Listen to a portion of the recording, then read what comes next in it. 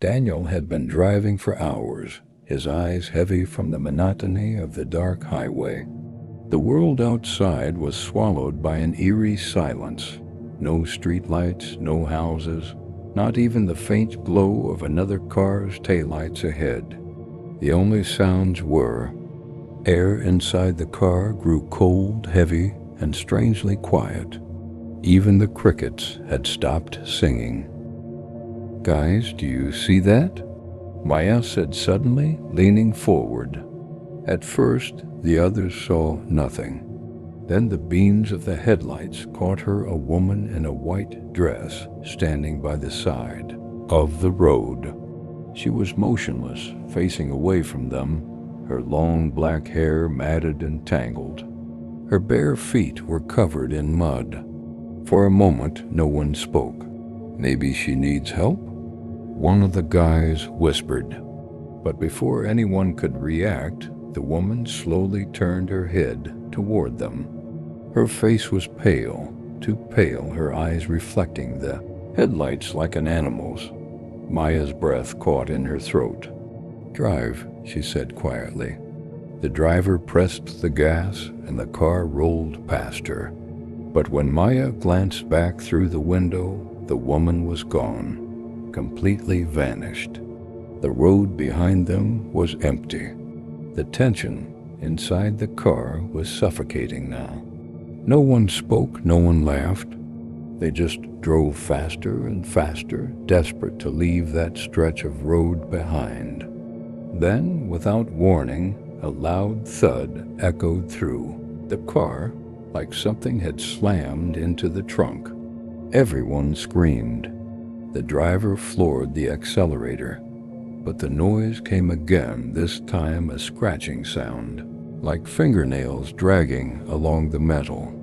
Maya turned around in her seat. Through the foggy rear window, she saw the outline of a hand, pale, pressed flat against the glass. Then another. "Faster, faster," she shouted. The driver didn't need to be told twice. The car tore down the dark road, tires screeching.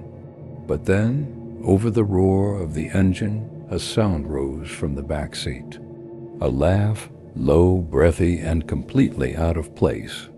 It wasn't from any of them. Maya turned slowly, every nerve in her body screaming not to. In the faint red glow of the taillights, she saw a figure sitting in the middle seat, drenched, smiling, her white dress dripping water onto the floor. The laughter filled the car, rising into a shrill, echoing scream as the headlights flickered and the road ahead disappeared into darkness. Roy had been driving the same midnight route for nearly 20 years. Long, lonely stretches of highway between small towns where the gas stations closed early and the stars looked like cold holes in the sky. It was the kind of silence you learn to live with, the kind that made you start talking to yourself or humming old songs just to remind yourself you were still there. That night, the air felt heavier than usual, the fog thicker, and his headlights seemed weaker, swallowed by the endless dark. Around 2 a.m., he spotted something ahead, a pair of blinking hazard lights cutting through the mist. A small sedan sat at the side of the road, its hood open. Next to it stood a man waving both arms like he was desperate. Roy slowed down instinctively, his tires crunching over the gravel shoulder. It wasn't unusual to find someone broken down this late, but something about the scene felt off. The man's clothes looked strange. Faded slacks, suspenders, and a button-up shirt that looked straight out of an old photograph. Roy grabbed his flashlight and stepped out of the truck. The air outside was unnaturally cold, sharp enough to sting his lungs. "Hey, buddy," he called. "Need a hand?" The man didn't answer, just stared at him with wide, tired eyes. Roy approached slowly, shining his flashlight over the car. It looked ancient, a kind of model you'd see in a museum with a cracked chrome bumper and rusted frame. The license plate was missing. When he peered under the hood, he froze. There was nothing there, no engine, no wires, not even a radiator, just an empty metal shell. Roy straightened up, his heartbeat thudding in his ears. "What the hell?" he muttered. The man finally spoke, his voice thin and trembling. "Can you give me a ride?" Roy hesitated. There was something wrong about his tone, flat, emotionless, like he was repeating a line. "Where are you headed?" Roy asked carefully. The man looked past him toward the endless, dark highway. "Home," he said. A shiver crawled down Roy's spine. Still, he nodded toward his truck. "All right, let's get you out of the cold." He turned to walk back, but something made him glance over his shoulder. The man was gone, completely vanished. Roy's chest tightened. He swung the flashlight around wildly. The road was empty, the fog thick as smoke. His truck, still idling, was barely visible through it. He started walking faster, his boots crunching on the gravel. When he finally reached the door, he froze again. The passenger door was open. His breath came out in shallow bursts now. He climbed into the driver's seat, locking the doors and gripping the steering wheel.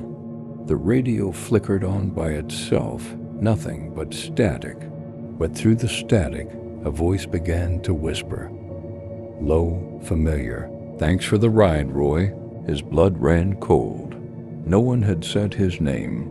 His hand shook as he turned the key to start the truck, but the headlights dimmed, instead flickering weakly. In the reflection of the windshield, he saw movement in the passenger seat. The man was sitting there, soaking wet, eyes hollow, staring straight ahead. His mouth curved into a thin, unnatural smile. Roy's scream echoed into the empty highway as the lights went out and the CB radio crackled with the sound of distant laughter. The road wound through the forest like a black ribbon, swallowed by shadows on both sides.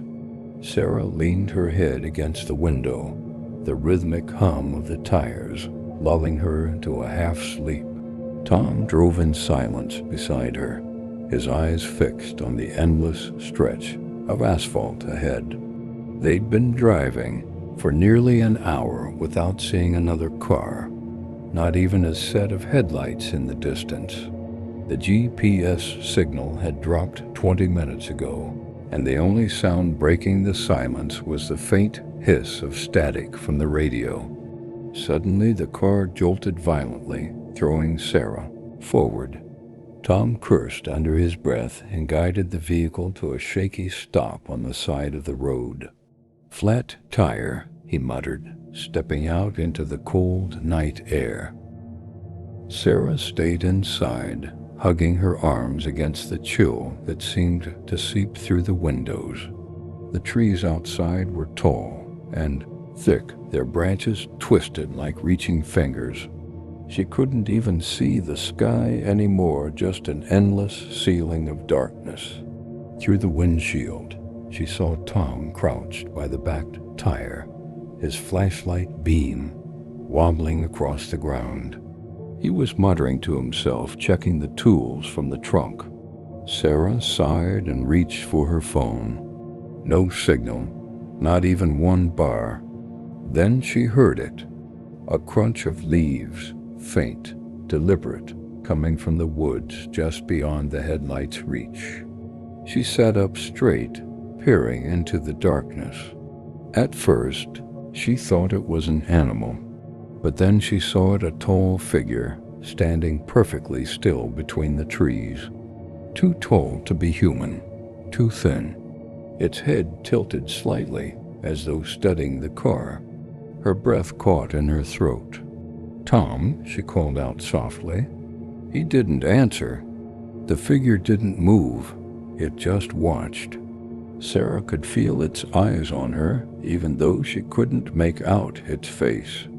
A chill crawled up her spine as she realized it was standing exactly where the fog met the beam of the headlights, as if it knew how far it could go without being seen clearly.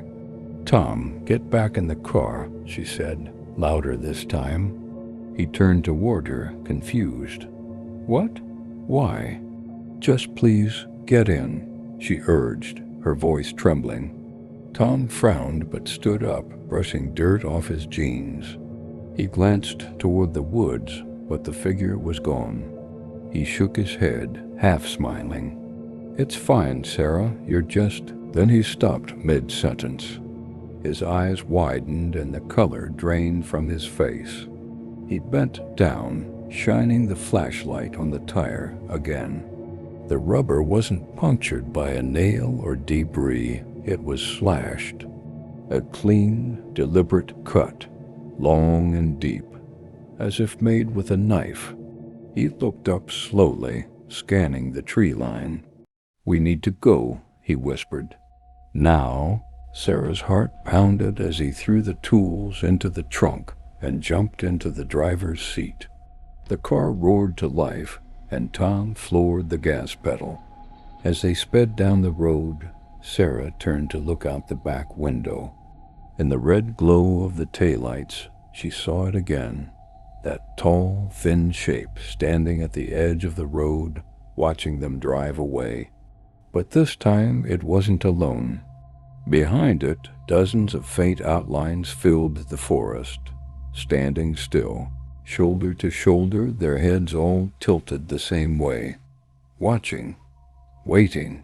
The fog swallowed them as the car vanished into the night, but Sarah couldn't shake the feeling that whatever was out there had been waiting for them.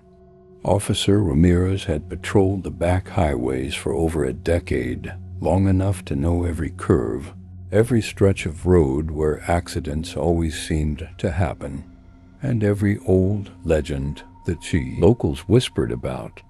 Most of them were harmless ghost stories, a way for small-town folks to make sense of the strange things that sometimes happened on those long, dark nights.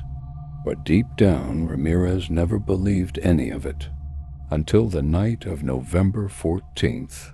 It was a little after 3 a.m. when he was making his final pass along Route 19, a lonely stretch that cut through miles of empty farmland. The fog had rolled in thick, turning his headlights into weak yellow cones. He was sipping cold coffee and humming along to a static-filled country song when his dashcam caught movement up ahead. A woman, walking barefoot along the shoulder. He frowned, slowing the cruiser.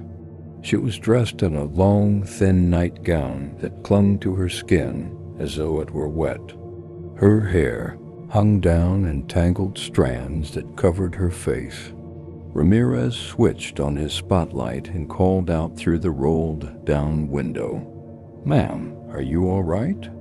You shouldn't be out here." She didn't respond, didn't even flinch.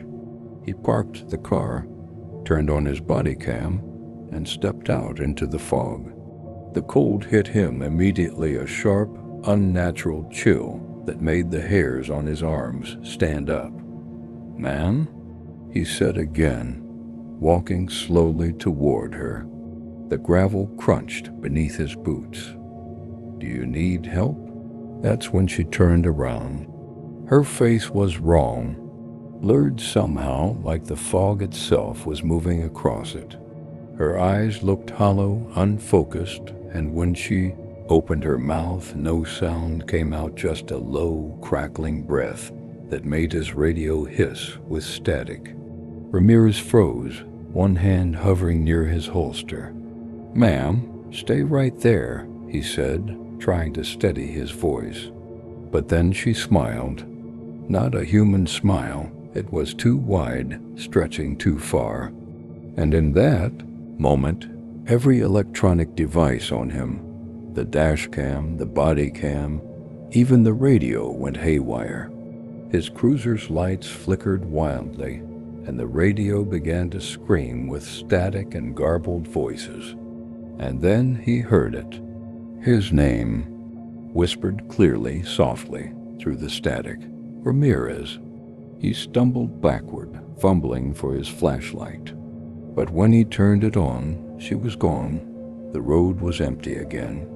The only thing left were her footprints, wet, muddy, leading straight up to where he stood, and then stopping.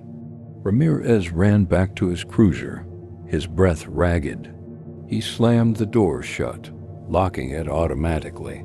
The radio was still alive with static, but beneath it he could hear breathing, slow, steady, coming through the speaker. He reached for the volume knob with a trembling hand and froze. There was a reflection in the windshield, not his own. She was sitting on the hood of the car, her hands pressed against the glass, her hair dripping with what looked like muddy water. Her face was still blurred, but her mouth was moving. The headlights flickered once, twice, then went out completely. The radio crackled one last time, whispering something that chilled him to his core. "You found me." When another patrol unit found Officer Ramirez's cruiser an hour later, the engine was still running, lights flashing silently in the fog. The driver's seat was empty. The dash cam had stopped recording at 3:16 a.m., right after a woman's faint laughter echoed through the speakers.